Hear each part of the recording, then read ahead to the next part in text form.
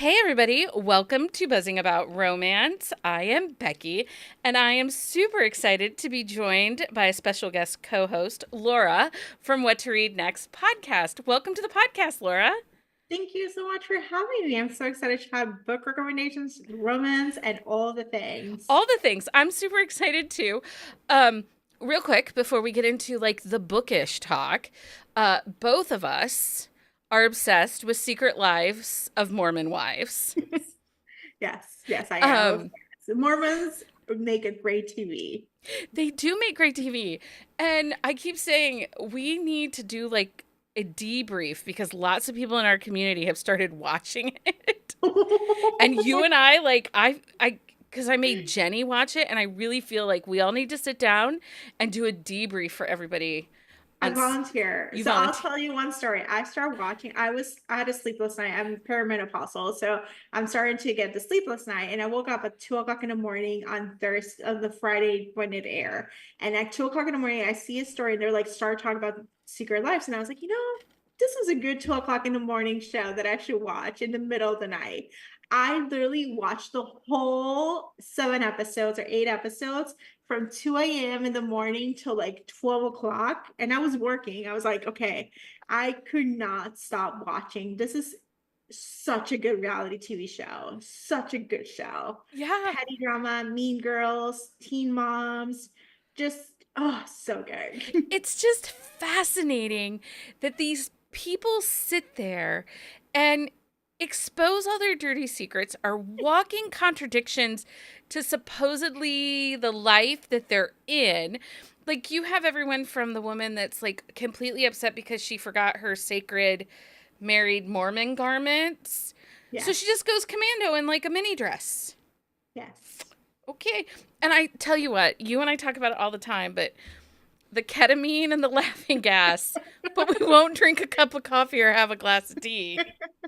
I know, because the ketamine is prescribed by a doctor, and the laughing gas is prescribed by the med spa doctor who gets the Botox. Because also think about Botox. Like, why would you put some poison in your face? And it has laughing gas. It's all good. Right? Like it's so bonkers. You and I though do disagree a little bit Yes. on Whitney. I do not think she is the biggest villain that everyone says that she is. I have others that I think are actually bigger villains, like Jennifer Affleck, who Well, I her think Jennifer is in a bad marriage, and I think that's like the difficulty. I don't want to blame her. She obviously her trauma informs that she ended up trying to marry up, and so even though she then becomes a breadwinner, but she's in a marriage that is toxic. not good. That's toxic and it's just abusive, and it's just Yeah. like puts her in a place where she feels like she's being controlled. So I don't see her. I see her as a victim. I Yeah. haven't seen her empowered enough to say, like, enough. I am the breadwinner. I'm not going to give you gambling money because think about it, gambling, another thing. Right? So and they go to Vegas, but apparently for people that live in Utah, doesn't matter what community you live, going to Vegas is a thing. Like they do it fairly regularly. Yeah. Like, okay. And Yeah. anyway, I do think we do have to visit this whole Secret You Lives do. I of will be more than Warmways. happy to do Yeah. a roundtable and dissect this Yeah. show as I've dissected other shows on YouTube. So it is exciting. Yes, The Yeah. Secret Lives is just as good. Yeah. Well, and I don't know. There is something, and I think it takes me back to like old school reality TV. Like, I Mhm. grew up with MTV's Real World Yep. and Road Rules and like the Yes. drama that happened. Yes. And I feel like this is much closer to that Yes. than Love Island or Yes. Housewives. Yes, this is like reminiscent of Laguna Beach, which just aired Yeah. 20 years ago, and like how amazing that is. It's a reminiscent, like they didn't know any better, but these girls know that they're influencers, and so they know that the more drama creates more money, more opportunities, and more things. And so it goes back to old school reality TV where they don't know any better and they didn't Yeah. realize like what they're saying like might come how it come up to the audience. And yet at the same time, they know that they have to produce drama. And so it's a smarter Laguna Beach, smarter real rules. Yeah. Like they know they can monetize this, and not only that, they can squeeze those 15 minutes for as long as possible. Well, and they're finding their fame as they're doing this versus if you think about those shows, they found their fame after Yep. those shows. Those shows Yeah. were their launching point, which in this one it's not. So yeah, we probably do need to have a round table and break this down. We do. We do. And Uh, so yeah. that's a TV watch. I actually just started the new Adam Brody and Kristen Bell show, which Oh, is a rom-com series on Netflix. It's about Shiksa nice. who falls in love with a rabbi. So I did watch I just re-upped our Netflix because I'm a huge British Bake Off fan. yes, I had to watch British Bake Off this week, so there we go. I don't know. I love it. Yeah, I actually have a TV rewatch show. So my show is on Netflix, and so I it's a tax deduction.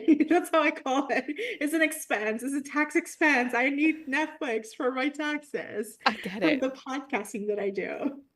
Yes, it does make sense for that. For Yes. me, it's just, So you just need to have a podcast to talk about Netflix shows, and then you just like tax deduct it. well, yeah, I guess we could start doing that. Yes. Although if I say to Mike, I've got an idea for another show, he's going to look at me and be like, "No, you don't.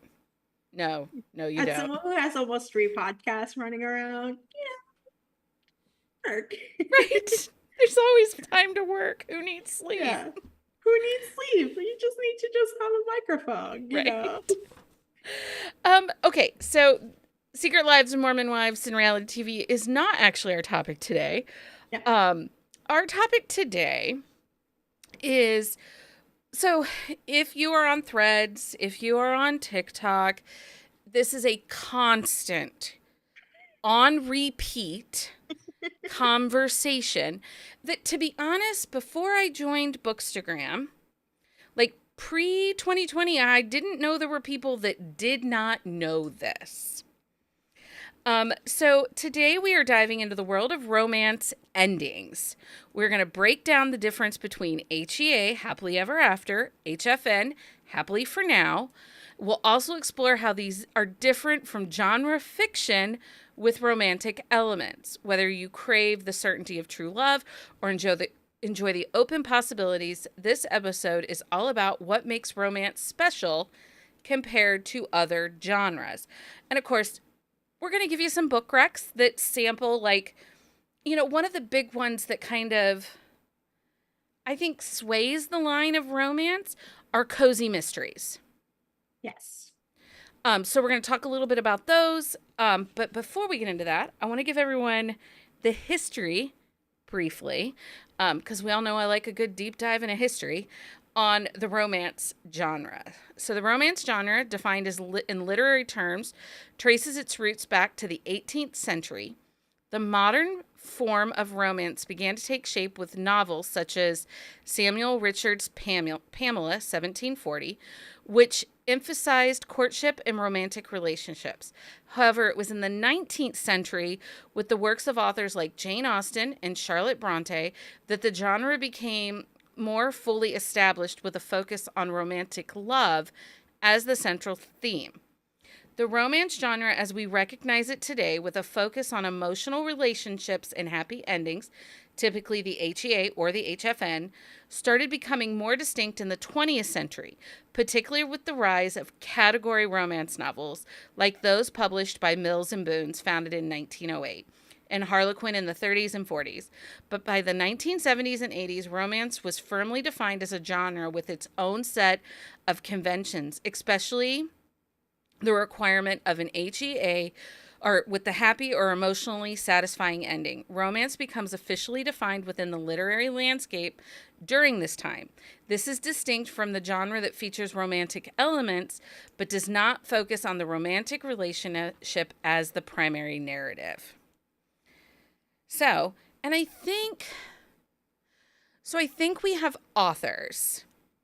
In the grand scheme of things, I think there are authors that are labeled as romance by their publishing companies, that if we dig them apart and really look at them, they're really more genre fiction with romantic elements, and within the genre fiction, the women's genre fiction. Mhm. So, like, one of the big ones is, in my opinion, Emily Henry. Her books are not necessarily focused solely on the romance. They're more on those relationships, discovery, friendships outside of the romantic relationship seems to be a happenstance of the situation. Yes. I mean, is there an Emily Henry book with a meet cute? Because the two that I've read, Maybe I've only Beach, read two. maybe Beach Read will have that at like a second meet cute, the second chance, because they had enemies to lovers at the beginning. I read most of Emily Henry's meet cute. So that one actually has the second chance where they share the houses. Book Lovers has a meet cute. It's a disastrous meet cute because they meet at a meeting and they don't like each other and then they re-meet in the small town. The latest one, funny story. I haven't read. I actually do like Emily. Surprisingly, funny story. He actually meets that they broke up. They're basically she broke up with her fiance and his fiance broke up with him and they're living together in the house and he's smoking weed and singing a song and she knocks on his door. So I think they meet before that, but that's when we meet the characters. Yeah. So they're kind of like they're loosely based, but yeah, I agree. They're more genre fiction. They're romantic comedies. They're more like the idea like what we see in romantic comedies on TV. There's the idea of like the romantic stories there, but there's also the character arc that drives the story forward. It's Right. not the romantics that drive the story forward. Yeah. I also feel like one of the genres that it's really hard for people to understand that there needs to be the HEA or the HFN is probably within that romantic suspense, Yep. maybe even darker romances Yes. that people struggle. Like, so when an author's trying to write this and they're trying to get into that like deep emotional baggage that dark romance really always has, they sometimes get lost Yeah. in the baggage and forget about the relationship and the arc that we have to get to for it to be the satisfying romance. Or it might be Shocker. I read The Ritual by Chantal Tessier, which is a pretty dark romance. The ending is totally does not make sense. It ends like a romance, but it does not make sense. It does not make sense to the character's journey that we went through because the ending was too vanilla Yeah. for like the level of like the push and pull that you put them through. And she puts them through a ringer. And then it's like, oh, we're just gonna be happily ever after and we're all fine. And you're like, no, I No, want you're you to not. like either just be the same way or suffer a little bit more. Yeah. Make them suffer. It's okay. I don't disagree with that. And actually, Lindo says here we should start calling things like this like love stories without giving them the title of romance. Some of them do have love stories, like the idea of you, which is Oh, that's the we one she just gave, The Idea of You. yep, Yeah. the idea of you, which I love. It's a great book. But it's not a romance, and we know it's not a romance, and a lot of people are angry because of the ending. And I know they updated the ending. I didn't finish the movie because I got too mad about it, but I know they updated the ending in the movie. But the reality is that it ends as a love story. It ends. They broke it up. Like that's the ending. It's not a romance. Well, the one Me Before You, Oh, that's not a romance. That's totally he he dies. dies. He dies.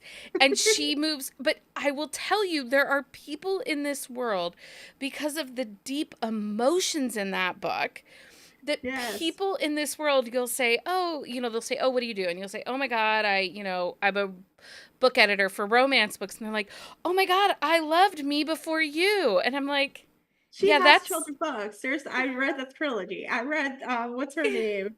Louisa's story. yeah. She finds her HEA later on and she finds his long lost daughter. So there's gonna be some sort of connection. But that's not a romance. That's just a woman's fiction or genre fiction, sad story with an arc about, he dies. Yeah. Sorry to Yeah. spoil it for you. He Sorry to spoil it dies. for you. It's pretty obvious what's happening. Um, so so when we talk HEA and HFN, let's define typically what an HEA needs to look like, and what it doesn't have to have. So I think a book can end in an HEA. It does not have to end in a wedding. Doesn't Yep. have to end in an engagement. It doesn't have to end with babies, and it doesn't need an epilogue. Just saying for those. I like epilogue, so I am fine with that. So She's sorry, a we're in a rice different team here. friend. However, I don't think we need to end with babies, weddings, stuff like that. They can just end up buying a house, they can end up getting a puppy, they end up just like knowing that they're not gonna get divorced. That's what HEA means. They're not gonna get divorced. Right. And HFN, maybe they'll get divorced. Well, and I think that the idea of an HFN, to me, fits the genre of new adult the Yes. best. Because, this is like maybe they were high school, because sometimes they start as young as high school. Sometimes, it's just college or just starting. And the person you are at 19 or 20 is not, I mean, I got married young. I got married at 22. But I don't necessarily think that everybody's going to get married at 22 and find the love of their life at 21. Yeah, as someone who's not married, who's childless by choice, I would tell you that I'm a very different person at 43 than I was at 19, 20, Yeah. 21, 25, 26, even 30. I Oh, am a different person. And even, so I changed my mind. There's a lot of things I changed my mind and my identity, and yeah. relationships is one of those. I've changed friends over time. It's Oh, part of even as married, and married 25 years, 26 years with the same person, I am not the same person I was at 22. I'm it. not even the same person I was 5 years ago. And we actually kind of shared we were just coming off some stressful things. And Mike and I got into an argument about something. And he looks at me and he says, "Why do we argue about other people and not about anything between us?" And I'm like, dude, we argued that out by the time we were 34. Like, Yeah. that was 15 years ago. We got nothing left to argue about. We know each Yeah. other's dirty secrets. Yeah. So I think it's interesting to see like the relationship evolve. And I see that HFN for new adult, young adult, like any younger, kind of like ship like hit someone out of water, a fish out of water, and then just trying to figure out and then realizing like, maybe my life in the other place was better. Maybe I want to go back to the big city, Right. There just seems that story will have a little less certainty Yeah. to it. Um Jenny says, "I need and I love you" for it to be an HEA. So the couple has to exchange an "I love you." And I think that's a pretty easy Yeah. piece to add to it. To think of it like that, because sometimes, like we do get one-sided "I love yous" that not both, and that would have the feel of the HFN. Yeah. Um, I love you is fine. so there's every once in a while I come across a TikTok, and I think it's just one book talker that does it, but I think deeply about this. She does couples that I don't think lasted 5 years after the end of their book.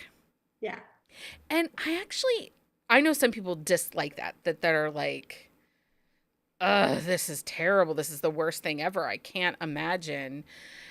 I actually don't mind it because there are books that, like, at Mr. Garcia by T.L. Swan, at the Mhm. end of that book, I do not believe that they actually like each other. Yeah. They're so angry, and I vibe with that a lot when it comes to enemies to lovers, especially if it's a really quick flip from Yeah. enemies to lovers. Like, you didn't do the work to figure out Yeah. why they were enemies. And like, Yeah. Or bullies or like yeah. bully romance, like when he did the unthinkable. I read unthinkable books that were he's the worst kind of man, and yet you're just like, I'm falling in love with you, and I'm like, maybe you're gonna go to therapy one day, and then you're gonna realize he's a ruby red flag, and you're gonna come back and be like, no, I got my power back. Just like I said, Jen got her power back and says, I'm a breadwinner. I'm gonna divorce you. Right. Like I moved on. Um so and like I kind of like to look at books a little bit with that cynical eye. Like, do Yes. I think those characters are going to last 5 years? And I know someone will say, oh, but the epilogue. Well, but if the epilogue is like really like cutesy and just too much, then it starts to feel like the You're over trying too involved, hard. yeah, like the over involved, overhyped, like Pinterest mom that everything matches and everything's glowing, but you Well, know, it's like when you see couples putting not engagement picture, but pictures of like celebrating and like how much I love you and all stuff like you're like, oh, you're gonna get divorced and like we're gonna get the divorce announcement. I'm single, I'm free, in a few months. Like it's just like this sense of like we're gonna show our picture perfect life, and the reality is like it's very different behind closed yeah, doors, and where we're showing this facade that's beautiful and it's yeah, perfect. And then you just realize like a few months later, like, oh no, he was the worst, and all these different things. I think that sometimes epilogues can go that way and yeah. can give us that idea, and then realize like you're not gonna last that long. Maybe Lindo says the epilogue happens only like 3 weeks later. Ugh. See, those are the epilogues I don't mind.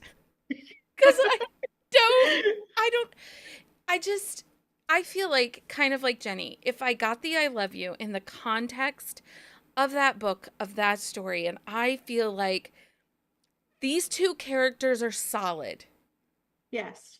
I am okay ending the book on them being solid. And I think, so I have, and I will ask you this, if a book doesn't have a third act breakup, because we know that I am pro third act breakup Mhm.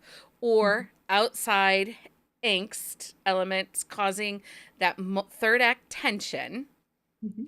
Sometimes the endings and them coming together is too easy. And I worry that when they have that first fight, that first big hurdle to overcome, they're not going to be able to overcome it because they didn't have to figure out how to do that before they were officially like a couple. I don't know. I'm a low angsty kind of girly, so less fighting, more love, more sex, more stuff, like more of the other stuff, and just like just enjoy your life and be this way and whatever it is, it's totally fine. It's just it works sometimes.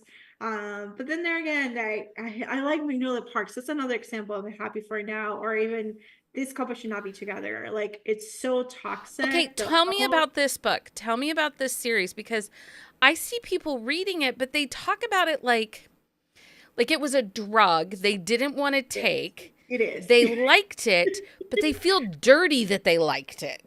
It is. It is. I think that's a good description. So Magnolia Parks, basically, it's a I think it's going to be like 8 book series, but there's 5 books out there. They're separated by 2 storylines. There's Magnolia and BJ. The first it's Magnolia Parks, and then there's Daisy Hates and Julian, her brother, who is involved in the mafia, but he does the art dealing, thieving thing, and then Christian. But Christian was in love with Magnolia, so Daisy is actually jealous of Magnolia. And Magnolia is like the girl that everyone likes her, and the it girl. And so BJ and Magnolia have this like epic love story where he cheated on her and then cheated on her and then cheated on her and then she cheated on him and then he cheated her back, and it's all toxic, and we don't get much blood. You will hate this book because we don't get much blood, but we get a lot of fashion.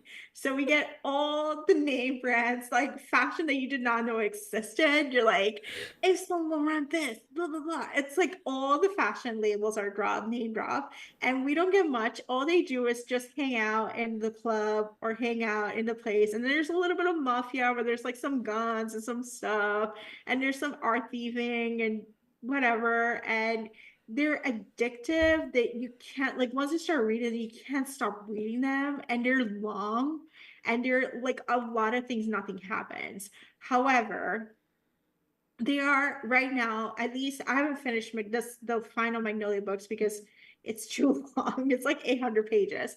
But it's supposedly, I had to ask, because she doesn't believe in happily ever after. So I was like, is it going to be? And so they said that it's a satisfactory ending. So I don't know, take it what you like. But this is not, it's a romance, it's a love story, it's a toxic romance that needs a lot of therapy. Okay, okay. So is it like a soap opera a little bit? Yes, it's like Gossip Girl set Oh, in okay. London. So like Young and the Restless meets Gossip Girl in novel Yes, form. with a bunch of fashion icons and Okay, footnotes. so the And then the fashion. other one, and then Daisy's. Oh, because then you Yeah, get go ahead. Daisy, and it's like a weird timeline. So you go to Magnolia's books, then you go to Daisy's book that happens concurrently with Magnolia's book, and then you go back to Magnolia, then you go back to Daisy, and the storylines are like choppy because you're following different places. So Magnolia's writing is very flowery, very beautiful writing, and then Daisy is very analytical. So we get footnotes galore, and her thought process, her inner process, it's all a bunch of footnotes that you just have to keep reading and bringing back. Okay. Okay. I know I'm not selling this book, but once you're in the Magnolia Parks, you understand your love and hate relationship with this So the series. fashion piece is intriguing to me because if you started reading romances, contemporary romances, I would say like Oh, the two fashion is horrible. well, but 2006, 2007, and then it kind of took a break because of the housing bubble and all that kind of stuff. But then came back in 2010, 11, 12. In that time, we got a ton of romance that leaned heavy into the posh fashion. Like if you think about some of these original billionaire romances, everybody wanted their, red soled shoes, and she was putting on the Prada dress with the, certain bag and all that stuff. Yeah. And I'm not a fashion person. Like soft pants and t-shirts are kind of my, they're my gig. And I remember reading those books and thinking, gosh, people really like to be fancy. I mean, if there's even like a nub of a heel, I'm likely falling down. Like, I Yeah, can't no, wait. these books are like there's a Magnolia Parks Closet account which they actually do show the actual pieces and some of the pieces because Jessa wears some of those pieces, so she probably is knowledgeable. And so they actually tear pictures of Jessa Hastings, the author, wearing the pieces and stuff. So Yeah. that's how you like it's deep knowledge. It's someone who follows, there's a lot of Instagram accounts that follow like rich people or shows and tell you like what the fashion comes from. It's basically Yeah. someone who's so deeply knowledgeable about the fashion industry and wants to share their expertise. And it's great. If you want to know about the latest stuff, you'll get to know from these books. And you're going to be like a great, in some ways, like a piece of history of what was the fashion look like in the 2010, Yeah. 2020s. That's kind of intriguing. Um, so I'm going to ask this Yes. because I think this is important to think about. When you pick up a romance book, you and we know that if it's labeled romance, unless the devil himself wrote it, which we're not going to say his name because I hate him with all that is every inch of my being. Um, Outside of him, if a book is labeled as romance, we have an expectation of at minimum an HFN Yes. Or no one dies. or no one dies. Like none of the main characters are going to die. Now, an exception to this, I will say one thing. Jacinda Wilder, that they wrote a book called The Cabin, Mhm. and the book is written in two parts. Mhm. The heroine, at the end of the first part, her partner dies, but then Yes. there is a second part. So it's like a 400-page book. The second part is she has a second chance at love Okay. that she finds out. So someone can die, but at the end of the book, somebody has to be happily ever after or happily for Yes. now together. Um, Yes. so when you pick up a romance and an author is trying to do avant-garde or romance with a twist, because the expectation is an HEA or an HFN, how do you feel when you pick up those avant-garde or romance with a So twist? I actually picked up, and you just sparked my knowledge. I picked up Beth O'Leary's The No Show, which is Beth also writes a lot of more genre fiction. They're more that tone. And The No Show basically says a story about this guy who goes on three blind dates at Valentine's Day. And you don't know. And so she plays with time. And time is an essence, and things are don't make the sense until like the end of the stuff. And so there's a death that happens, and you're like, wait, what is happening? So I would say that's a book that, even though it has a romantic plot line, it is not a romance or a rom-com or a rom dramedy. It's a genre fiction with romantic elements. And I know Beth tends to get swiped into the flasher and all this, all these books are like romance. They're more of some of them are rom-coms and some of them are genre fiction. Genre fiction. Okay, so Lindo brings up Pen Pal by J.T. Geisinger. Okay, first of all, she says for her it falls into romance. I say no. I say No, this is genre no. fiction. This is genre fiction with romantic elements. Yes. Also, broccoli aliens. Need I say more? Wait, Broccoli Aliens, what is that? The the schizophrenic husband. Oh, okay. Did you read that book? No, I read enough spoilers to know that's not a book for me. It's not a book for anybody. It's a popular book, so I know. it got picked up by a traditional Right. publisher, so it Bramble did. picked it up for paperback distribution. So, So it is something. It's just I just knew it was not for me. I saw the spoilers from the beginning. I saw the drama that happened at the beginning, and then I saw the spoilers actually like as recent as like a couple months ago. yeah, well, because And she I was got her like, oh, paperback release.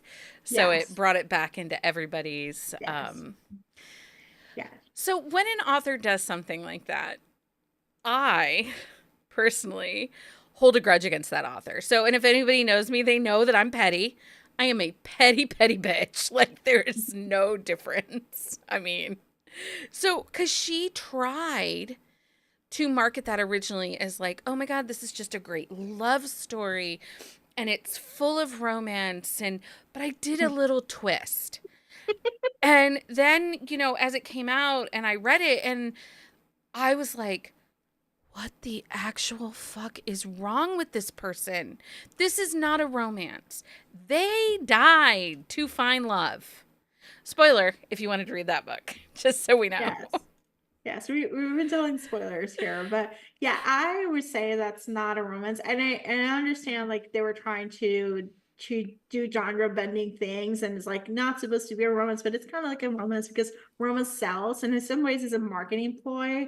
It's a lot of times when we see a lot of books are sold as romance, but then we like realizing like, oh, it's not a romance, it's just like a genre fiction or is a love story, and you're like, I feel duped. Yeah. And I feel like a lot, especially coming out of trad pub, more Mhm. so than the indie. And particularly, I would say like even Forever. I think Yeah. Forever is one of those, Forever Publishing is one of those towing that line between women's fiction with romantic elements and romance. Like Abby Jimenez's books, the journey, the self discovery, the character arc seems to be the bigger focus. Yes. That the romance is secondary. That relationship, building the relationship, getting to know each other is secondary to overcoming whatever is part of their character's journey. Yes. I And agree. yes, there are romantic elements, but if it was my job to shelve, I would not shelve Abby into romance Yeah. because I feel like it's the character growth is I in a way those are beginner I think romances. I think they remind me, and so I'll tell about my romance journey. So Yeah. I actually started reading Sweet Valley High in the 90s. And then I graduated to what it was called chick lit at the time, which is women's fiction or genre fiction. And there were some romantic elements. Some of them had, some of them did not. So I'd read Jennifer Reiners, the Jane Greens, the Emily Giffens, and stuff like that in the aughts.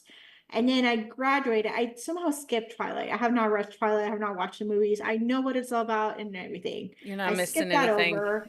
skipped that over and I went to 50 Shades because I saw the Today Show recommending it. And I was like, whoa, we got to figure it out. Which, by the way, my boss at the time, male boss, was reading 50 Shades along with me, and we did not talk about it.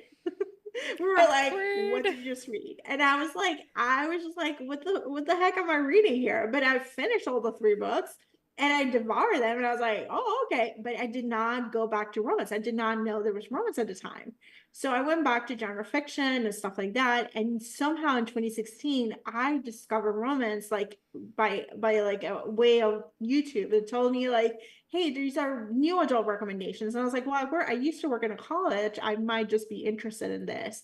And that's how I ended up discovering that there was a genre called romance that had the elements that I like, which was the romantic elements, but also ended with a happy for now, happy ever after ending. Because my biggest issue, my biggest pet peeve is when an author kills a character in the last chapter and I don't have enough time to grieve. So I knew for romance, I did not have that issue. I would not have a character die in the last chapter, and I will be able to grieve if the character ends earlier on the chapter and I see the process. Yeah. And so, yeah. Yeah, no, and I find that really interesting because so I started my romance in Yeah. historical romance, the Bodice Rippers, the Jude Devereaux, the Joanna Lindsays, like that is where Becky started. But my contemporary readings were cozy mysteries, which I know you now read a lot of. And Mhm. I used to think that like Janet Ivanovich, the Stephanie Plum books, like Yeah. this was an epic romance, right? Like there's Yeah. spicy bits in those books, but Mhm. you had to pick a team. It fell in line with the, like a little bit, it was a love triangle. Was she going to be Yep. with Ranger? Was she going to be with Morelli? And I loved Bob the dog. And I loved those books. And I always shied away from contemporary romance because I had to take the Janet Ivanoviches in kind of in pieces because I'd get annoyed. Like, why Mhm. aren't you just picking the dude? Like, I'm sorry, I was Team Morelli. Like, I liked Ranger, he was sexy, but I really wanted her to stay with Morelli. Um, but at the end of the day, like they weren't satisfying. Like there wasn't, and then like you, well, and I always read category romances, but I never put together that there might be longer versions than just Yes. category. But I love category, right? Like I'm a Mhm. huge category reader. Um, but it wasn't until 50 Shades of Grey that I'm like, oh, you mean there are full length, not 250-page books that Yeah. have an HEA? And Yeah. so, yeah. And then, did you go down the kind of YA rabbit hole with like Hunger Did. Games and I did it. Divergent? That was my 2012. That's why I skipped. I think at 50 Shades and it was YA dystopian. And I live in New York at the time, and I used to get the New York Public Library. I used to go and like pick up like tomes and tomes of books. So I found out Akatar and Throne of Glass before I found out romance. And then romance, my entry was Al Kennedy. And then after that, I was like, well, I had a job that I had nothing to do. I was like bored out of my mind. So I was earning little money and I was like, well, I can get a 99-cent book on Kindle. And then I got Kindle Unlimited. And I was like, well, I can just read. So I started consuming romance because that was the majority of those 99 cents, like those cheaper books that you can just consume over and over and over. Yeah. And I just dove deep. I read like 300 books that year because I had nothing to do. I was in my phone. I was just time thefting. I was like, well, there's nothing for me to do. I might as well. Um, Yeah, it's so interesting because I mean, I loved the cozy mystery. mhm. And I read like the Hannah uh The Hannah Swanson. Swanson cookie, chocolate chip cookie murders. Oh, I read that one. It's a little problematic if you read it now. Well, I find that with a lot of books. Yes, but if you read it now, it's a really problematic. There's a really problematic thing that Hannah does, and I'm like, I am so shocked that still is still around the thing that she does. Have you read any of the newer ones? Are they still No, problematic? because I am shocked at the thing that Hannah did, the obstruction of justice that she just did. I'm trying to think here. Who else did I read that was like, and I think that there are some older authors. Like, if we look at Nora Roberts, we all Yes. think, oh, romance author, right? But if you really dig into her books, her earlier stuff was definitely romance. Yes, but now it's romantic suspense. Now it's like more mystery. The JD Robb is like romantic thriller or Yeah. like, so she's definitely leaning into the idea of like, there's a serial unaliver or there's something going on that gives you this plot line. And that's what she's making. And then she does have the fantasy and the paranormal space. But yeah, not like a contemporary like the wedding one. We won't get another one of those, Right. you know. I love those. I have recently reread that in the last 2 years, Yeah. and then reread it a second, like reread it another time, or even the Boonesboro Inn Yes. series, which is based on the town where her bookstore is. Yes. I And loved, she has an inn. There's a Boonesboro Inn. There's an inn that you can stay over. She but does own the Boonesboro I Inn. just wish that we had that. I would love another series like that from It's her. not selling, probably. That's really what it Oh, comes I'm down to. sure it is. It's you know, and no, and we cannot tell Nora what to write because No, Nora will come down to on you. no. We do not. We just let Nora do We things. love I have her. no opinion. Whatever she gives If us. she wants to write the groceries list, if she wants to write the phone book that we have not seen in Yes. 20 years, she can write the phone book. It is fine. She's kind of like the principal. Yes. Like, you do not want to be called into her No, office. do not. So we So just are you like, do what hello, you do. ma'am, you do it.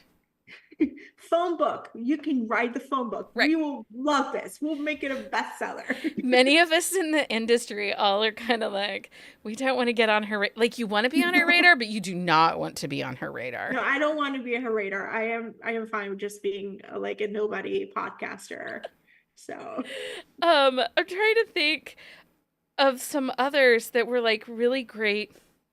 Like Mary Kay Andrews, I would say now she's leaning more towards the women's fiction. It's less of the romance. yes, Meg Cabot wrote her Queen of Babel series, yeah.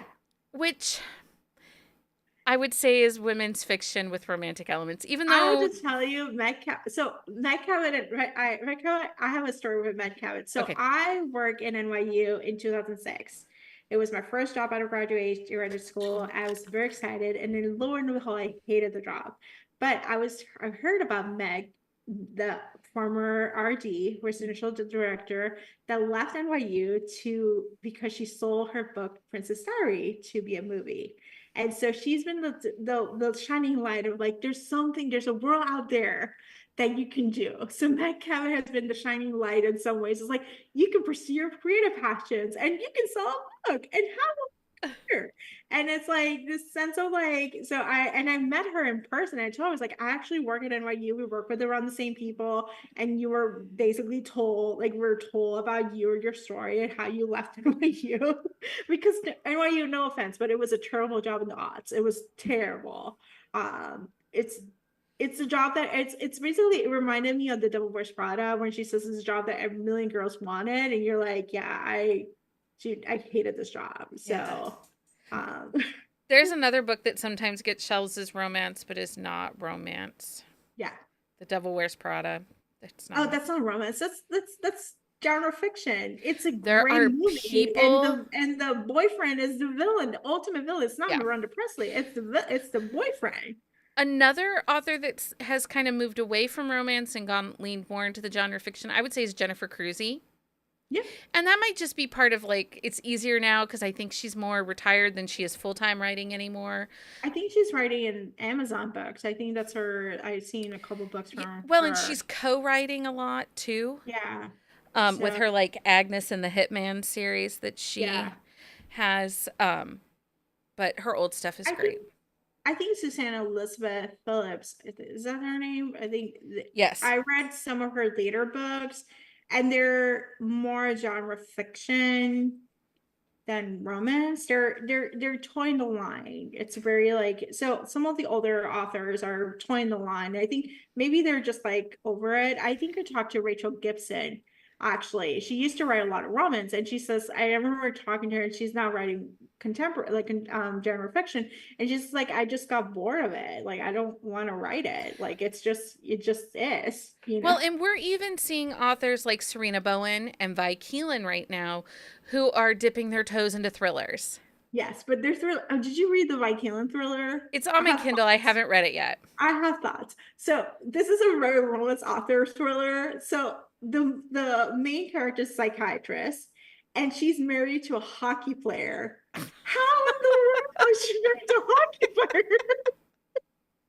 Like, I'm like, this is a romance author. Like, it really comes down to this is a romance author. How is a psychiatrist, I respect a psychiatrist, married to a hockey player? Make it make sense.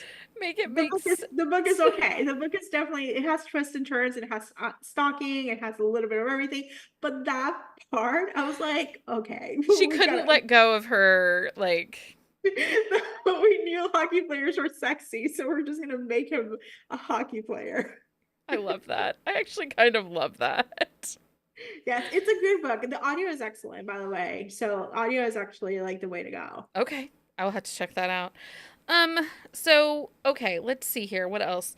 We so when we look at genre fiction with romantic elements, let's talk about what are going to be the expectations of those books. Like when it comes to the ending, when you pick up and because I don't think Emily Griffith's books, to me, they're genre fiction with romantic elements. Her wedding Yes. series, it's not about the romance.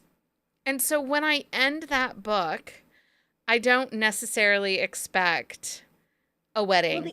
the ending is ends with her. The first something bar ends with her seeing Rachel, seeing her ex best friend. So it's again, the ending is not about, it's a friendship. It's not about the actual romance that the girl cheated on him. You probably have seen the movie. If you Yeah. have not, the movie's Well, great. and I read the book and it felt like a million Yeah. years ago that I read it. So, Yeah, so but it's so you see that, and I'm still mad they didn't do something blue. Got the movie. I was like, I needed the movie. I needed to see the other one, to see the couple. It's not. It's a genre fiction. Idea is that you have to satisfy the idea of the heroine's arc through the story. It's like watching. I love How to Be Single, which is a rom com, quote unquote rom com movie, but she ended up with nobody. And I'm yeah. like, I love it because as someone who's single, I was like, I would like to see that journey. I like to see the journey of like, overcoming your adversity, overcoming your place.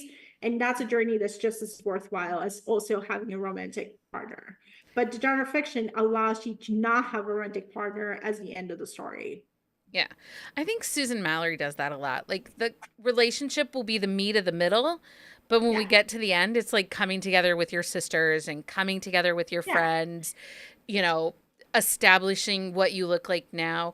And I Yeah. mean, I love like and I don't mind the word chick flick. I know that many people, they don't or chick lit Chick like lit. those those words do not bother me. But I Yeah. love the movies or the books that are about deep-seated friendship. Like there's one where a group of friends like go on a vacation together to like the Napa Valley to Sonoma, and Yeah. they're all coming together. I think Maya Rudolph is in that book, Yeah. or in that movie, and I love that. I love seeing those journeys and those moments of, maybe your friendship fractured or your friend group has changed and you're trying to figure out how you. I love those books as much, but I don't expect everyone in that book to have, or at the end of that movie or whatever it is, to have that complete HEA. I don't need it because that's not the expectations of those. Yeah. You can find it. They call it uplet uplet stuff genre. Brianne Thane writes that, Jill Chavez writes that, Robin Carr writes that. So a lot of the Harlequin trade paperbacks tend to have those like more genre fiction, women's arcs, sisters, friendships, you name it, kind of like the female arc is explored, and some do have romantic elements. Most of them have a little bit of romance elements, but they're not the driving force of the book. At least that's how it evolved right now. I think I know Rayanne used to write romantic suspense, and Joel used to write even lace Harlequin romance. Right. But they have moved on to more of these romantic, elements. Don't you think Christina Lawrence has done that too? They have it's not as shocking. I know it's shocking if you read Beautiful Bastard and to read their contemporary stuff. I read pretty much older backlist. It's not as shocking. They dibble dabble. Some of them are more genre fiction, but some of them are still romance. They're rom-coms. They're just kind of like TV rom-coms. But I feel like even a book like Hazel and Josh, which I Yes. love that book. I love that story. It's one of the few Friends to Lovers books that I'm like, yep, believe it 100%. Yes. But if you look at how that book evolves, how that characters and those relationship, it's more about Hazel seeing herself with as she is now Yeah. and letting go of what her preconceived notions were. Yeah. I So, don't know. I would do yes, it is I think they're great romance entry points. Just like the Emily Henry is a great entry point, just like Abby Jimenez is a great entry point. These are great entry points for the genre. They don't define the genre. I think people just get caught up like these are the ones you should know. But like reality is that there's better or not better, but there's different romances out there that you can dive into. yeah. And the genre is so wide and it has so many niches and so many specific things that for your taste, there's likely to have one that you like. Yeah. Yeah. I I love this genre. You Yeah. love this genre. We love these books. And I'm very protective of this genre. Yeah. Like I struggle with the divide of, the more heartwarming, closed door, fade to black romance authors thinking like spicier romance needs like a warning label or mature content like printed on the cover. And I like want to punch people, but I think there's place and space for all of these books, and we should all be working together. Just stop acting like a bunch of jackasses. I think it's the idea that there's competition, that there's like scarcity mentality of like if you don't like this, then you won't like this. But like I'm a mood reader. I like a little bit of everything. I like genre fiction, I like thrillers, I like cozies, and as a reader, I have more than enough time to try out different things. And that's my goal. My goal is not to reach out to just the influencers who just only read the books. My goal is to reach out to the regular readers who might feel a struggle, like, okay, I don't know what to read and I have a different mood and I can tell you like here's in your hand so you feel like a celebrity normal romance is or you want a vampire or you want a cozy mystery with a romantic love triangle. Do you want cheating romances? Do you want to work through your divorce and have like a toxic man fall down? Great, we'll have a book for you. Yeah. And that's what I like. That's what I like about the genre is like how diverse the genre is and how even if it's not in the genre, there's might be elements from the genre in other genres. And that's the beauty of it. Yeah, and I think it's interesting you brought up the point that you're not yelling into the void at the other influencers to read books. No, And because they don't pay the bills. So right. And I someone said, because my family loves to give me a hard time and be like, oh, you're an influencer, and I hate that term. I hate that because I'm not an influencer. I consider myself, I mean, I'm a content creator. I create content for the romance reading community. I just consider myself a community member of the romance book community. I'm just a community member. I bought mhm. myself a microphone and I want to connect with other readers. I want to talk about books with readers. I don't want to talk to another influencer who's going to be like, oh, this author, you should be reading this author, because they sent me a fancy PR box. I want to talk to the reader that's like, oh my God, this book kept me up until 3 a.m. and I Yes. loved it. And you and I, we've talked about like how our love of libraries and Mhm. finding the audiobooks and the ways to do it affordably. You and I've talked about all of that. And we talk as readers, Yes. not influencer or podcaster yelling into the void at the other one. It's No, just love of books. it's a really strange place to be because I was talking about someone to another podcaster about this, and I was like, because every so often you go with threads, the question about PR packages, people who don't get PR packages, people who don't deny it, stuff, and it's a very place. And like, and the irony is, I've gone to a point where I've done, and here's the thing, I've been working on this for 7 years. Right. It's gonna be 8 years in December. I've been doing this for 7 years. I produce 750 episodes. So it's not like I've done like one or two. I've been doing this day in, day out. I've been talking to authors, I've been building relationships. And I got to a point where I do get sent a lot, and it's great. I get sent a lot, but it doesn't mean that I have to do anything about it. It's like, it's just I'm a media, I get to figure out like which one is in my content calendar. Yeah. I've told PR companies to delete my address because I do not want waste. I don't want PR packages. Like you get to a point where they send you for a consideration, and like I told them the style that I want to have, which is just send me an ebook or send me the information and I'll make a decision. I'll look for myself. There's a beauty of actually talking to other readers and telling me like actually readers telling me like, you know what, I actually like the new Tessa Bailey and this is why I liked it. And you know what, I actually read the new Tessa Bailey thanks to her recommendation and I actually liked it. The au And it's pair like affair. that's the drama. I think no, the drama, the new one, the even the one that's coming out next year, the Dream Oh, Girl drama. I have it on my Kindle, but I just got the audiobook for the All Pair Affair because somebody was like, it was really good and it was I have the audio for the Au Pair Affair, so I may go back to it. But that's actually what I view. I appreciate more is talking to other readers and talking yeah, about like, hey, I like this book. This is where I liked it. This is what stuff. Because a lot of times PR companies post this, they're doing a job trying to sell you the book, but yeah, they don't know you unless some of them do know me, which is great. But that's weird. I've been doing this for 7 years.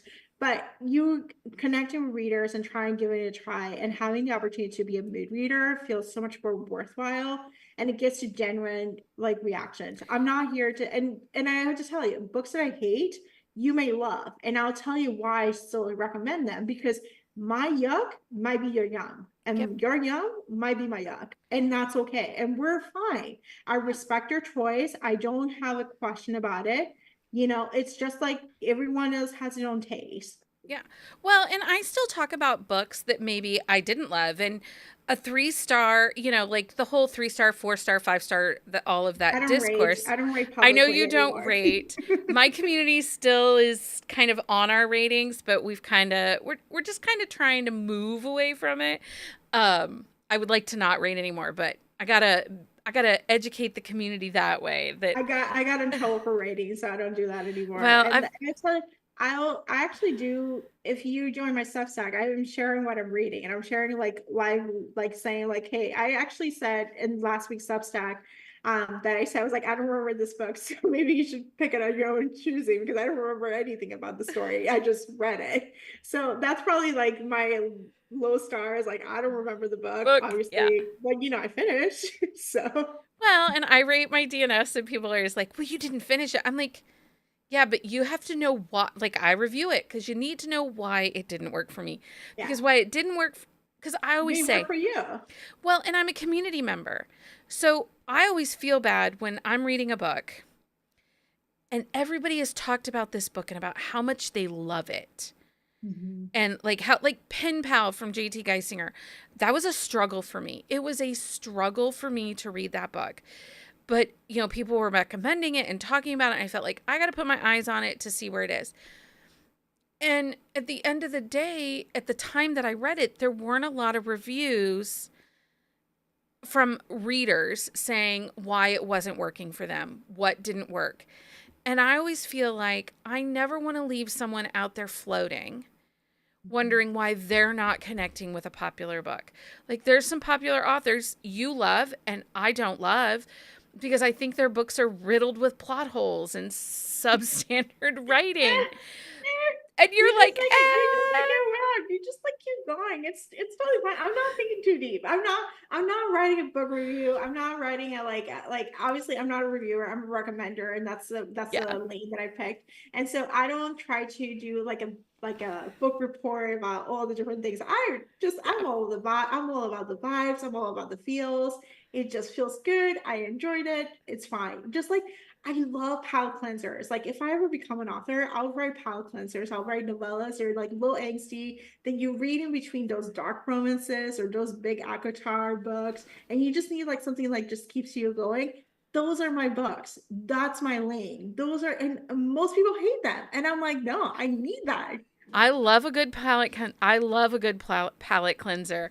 I just sometimes get like if a book is only vibes, I'm always like I need to I stick my teeth into something. I think you might not like. I love Morgan Elizabeth for that Yeah. reason. The Artist Grey, those I love because they're I just like like vibes. They're RS just Grey like to me is a great palette cleanser, but I Morgan Elizabeth, I tried one of her books and I was just like, It's no vibes. It's like written Okay. for me. It's all rom-com through the odds. It's just like it's all pink and pretty, and it's just like this like lots pumpkin spice latte, and it's just like kind of like fun and petty revenge. It's amazing. I love this, but I love this for me because I'm Yeah. unapologetically like a basic girl.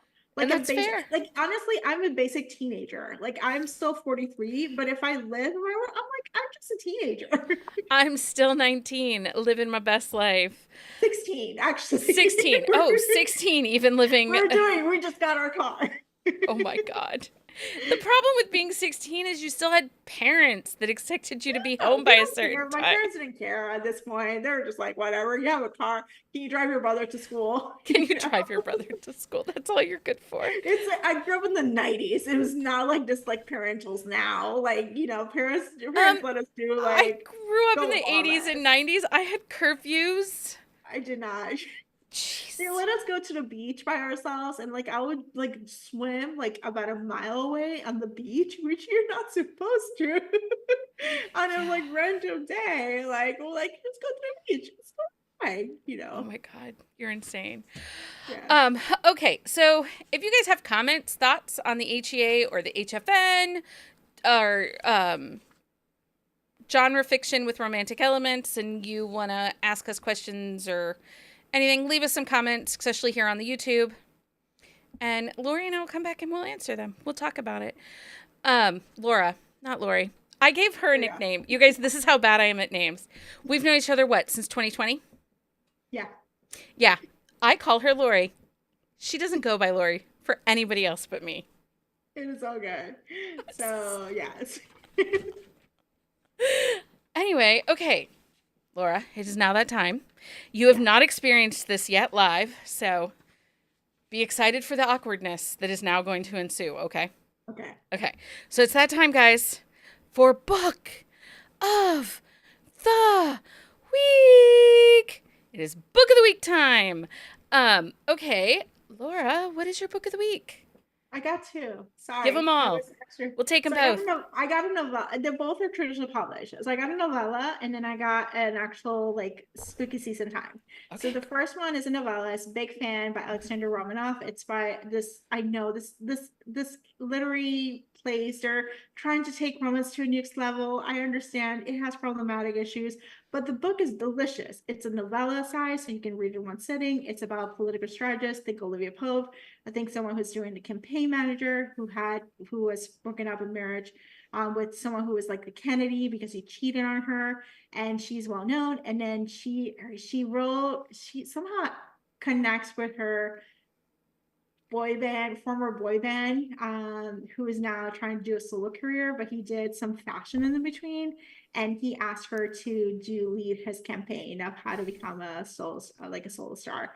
Because when she was a teenager, she used to run his fan club, and so they come back. It's like it's a delicious, better than it's like similar to the idea of you of a Yeah. boy bander who's actually grown up, and there's not like awkward 20-year age gap. So you can read it in one sitting. It's delicious. It's fun. It's just frothy. It's just like a good romance. So that one is actually like, it's good. Okay. The second recommendation is fan fiction by Kate Stayman London, I think it is. I don't know. It's actually said, it's imagine Buffy the Vampire Slayer, that you're involved in the fandom.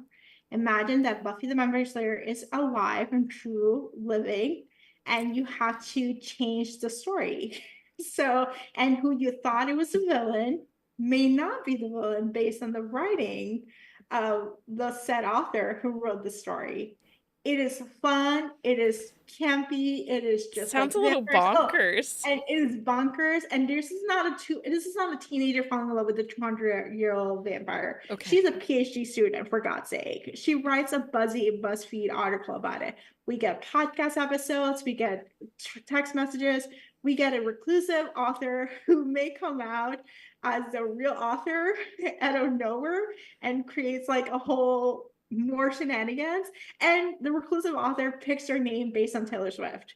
Okay, Your so favorite that's Taylor Swift fang song. fiction. fan fiction. Yes, Okay. I really loved it.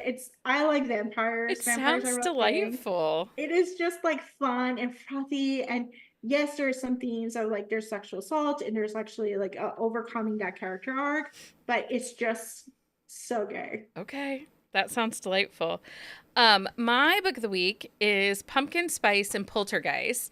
So next week, our episode is all of the fall vibe romances. So all of those that are going to give you the chunky sweater, leaf peeping, pumpkin spice vibes. So I was doing my research, as one does, and I read Pumpkin Spice and Poltergeist by Allie K. Mulford and K. Ellie Morrison. This book, it's sapphic, and it was delightful. Um, it was so flirty, great banner, um, really great spice, and a very quick read. So if you're looking for the palate cleanser, Yep. this one is it. Um, the one heroine, she has recently, her ex has died, and she has some unfinished questions that she once answered. So she summons her ex from the other side into the current world, and then she gets haunted by her ex as she's dating and meets someone new. Um, it's so good, you guys. It was so sweet and so fun, and the cover is adorable. Like, I'm gonna need it for my shelves. Um, so yeah, if you are looking for a fun sapphic romance with all the fall vibes, I 10 out of 10 recommend that. Um, Awesome. Thank you to author Melanie Moreland for sponsoring our September Patreon swag pack. Um, and then, Lori, tell us what is coming up for What to Read Next podcast. Laura, not Lori, Becky. Jesus. It is totally fine. So, more author interviews, more book recommendations. I don't have a content planner as you may think. I just produce a lot of podcasts, and then in the morning, I'm like, which one should I release? It really comes down to that. I work every morning with two other podcasters, and so that's what I do. But there'll be more book recommendations. I think we're gonna do some cozy fantasy, some talky romances recommendations of the romance fiction. There's gonna be more cozy mystery content. Authors wise, we have Ray and Thane coming in for the winter for Christmas books. We have Sarah Holly coming with a fantasy book and a paranormal rom-com that she has. So we have like a couple authors, but you can always look at the backlist if you're curious what your favorite author read or recommends, you can look at my backlist. Chances are just an author interview from them. There are a lot of them, and there you can find the information. But all the information you can go to watchrenextblog.com, and you can find links to the YouTube, which there are podcasts available there, or the Substack where I do share my book recommendations, but I actually read. I don't share them publicly. My ratings don't appear on Goodreads. I know it bothers my friends. Like, what did you read it? And I was like, I'm not gonna tell you. Oh, actually I'll tell my friends, but not to the public. Fair. And I will link all of your socials on our on the shelf show notes at buzzingaboutromance.com. Yeah. So if you'd like to find more information with Lori and her podcast, make sure you check out the on the shelf show notes at buzzingaboutromance.com. Make sure you join us back here Wednesday for our discussion of Feral Sin by Susan Wright. All of our books the month of October for our Wednesday episodes are, I'm calling them out of this world. We have PNR, we have aliens, we have some monsters. We're just going to do all the things this month. And then we're back next Sunday with all the cozy autumn vibed romances. For a list of books talked about this weekend, please visit our on the shelf show notes at buzzingaboutromance.com. You can find the current list of books for our upcoming Wednesday episodes on our website. And don't forget to follow us on social media for more updates. Join our community of romance-loving enthusiasts. If you loved this episode, please leave us a review on your favorite podcast platform. Share it with your friends, and with your support, it helps bring more exciting content to you every week. Laura, thank you so much for hanging out tonight and joining me. Thank you. This was so much fun. I loved having you, and I will have you back soon. Until next time, everybody, Happy reading. Bye. Good night.